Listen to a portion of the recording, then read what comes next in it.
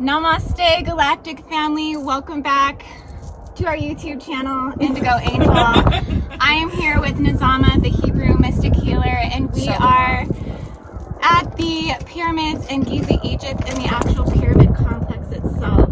And we're sitting outside of which pyramid here? Which one is it?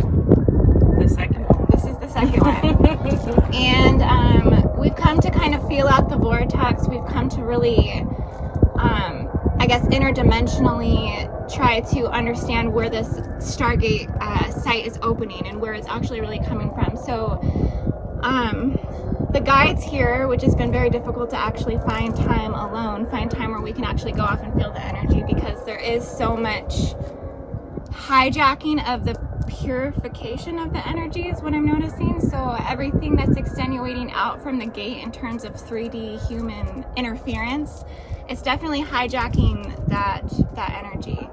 But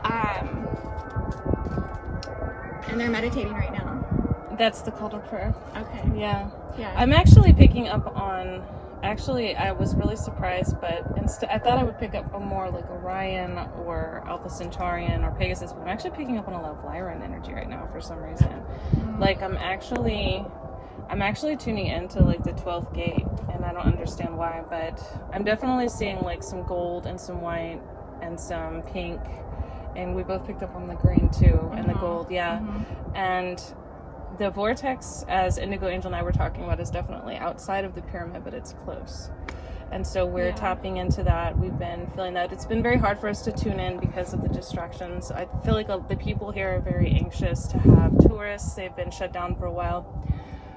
But it has been a very healing, cleansing experience just coming here for the short amount of time that we've been here. And so I myself am very grateful for this opportunity. There's my alarm going off. It almost seems that the vortex comes from the ground too, in the shape of an inverted pyramid that comes from the second pyramid, in between the second pyramid and the Sphinx. That it's a radial circumference, or a 360-degree radial circumference of vortexual energy that does radiate from the ground up. So it's coming up from the ground up through the pyramids. And so we were guided to actually take a tour into the second pyramid, but I kind of got claustrophobic to actually go down in. So I don't know, maybe we'll give it another try. Yeah, we could definitely do that. But it was definitely coming out of the ground, not exactly from within the pyramids as we were anticipating. So yeah, I can agree with that. Lyran, Syrian energy, also draconian energy. Yes, I wanted to talk about, so on a video that I actually did not too long ago, I put a video together called The Origin of the Feline Race, and that the Sphinx itself is actually a homage to the draconian race. That this Stargate site itself actually lines directly to Draco. It's like on a vertical axial line that goes right into the cosmology from this portion of the, I guess, the equatorial line. And so it's kind of frustrating in the sense of universal celestial origins that Draco hasn't been fully acknowledged or integrated, that that this Stargate site would be ultimately coming from Polaris. And there is a tie between Draco and Polaris. And also I want to add that I did receive, as somebody who, for those of you who watched my channel, as somebody who is an Anunnaki starseed that began as a Nibiru dragon outside of the void, and my first incarnation being in Rigel Orion, I actually received further Orion activations and downloads when I came to the Saqqara pyramids. So I feel like there might actually be, contrary to popular belief, more alignment to the Orions there than there is at the Giza pyramids. So I just kind of wanted to throw that out there. And I do want to show Indigo Angel the Saqqara pyramids. The step pyramids are actually older than these pyramids here. So it's interesting.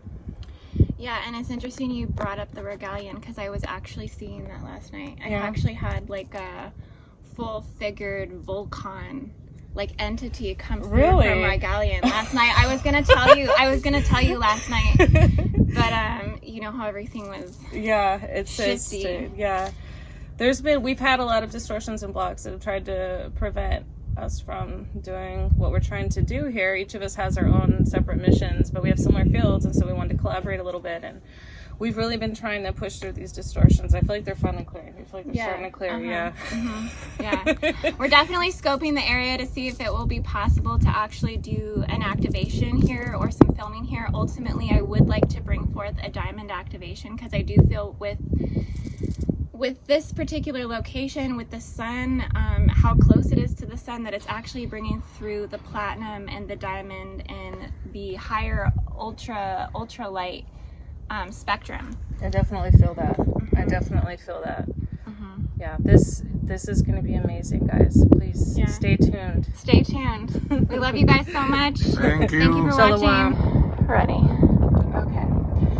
So, this is Nazama, Shalhamad Bar Yasharal, the Hebrew mystic healer, and I am here at the pyramids of Giza. This, from what I could tell, touching it and feeling the energy, is part of a temple. This bee symbol. Now, I don't always align to some of the symbolism and understanding that the current Egyptologists have. I'm picking up matriarchal goddess queen energy here. And I also want to add that I feel like the wasp is also the shadow aspect of the honeybee. Because when a honeybee has the hive, it builds it from within. It takes the nectar and it makes the bee wax and it makes the honey from within. And if you pay attention to the wasp nest, it looks exactly the same with the same Merkaba geometric structure built within, but they take it from chewing and taking chunks off of trees and then building it, and it becomes a paper nest.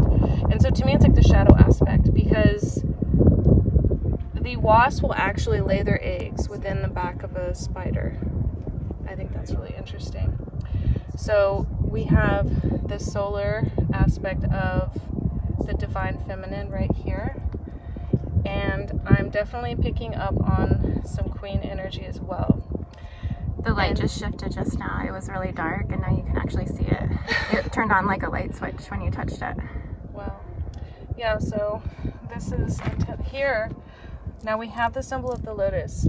Now you have the bee actually eating the lotus flower, and that represents, in my mind, how I feel and how I sense is the divine goddess. The whole swallowing of the lotus is taking in the evolution or the enlightenment within oneself.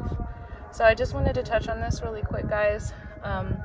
There is another area on the other side where Indigo Angel and I were here together. We both touched and saw the same thing on a massive statue. There's overlays happening here where we're tapping into ancient Egypt. So I hope you guys enjoyed this video clip, possibly compilation.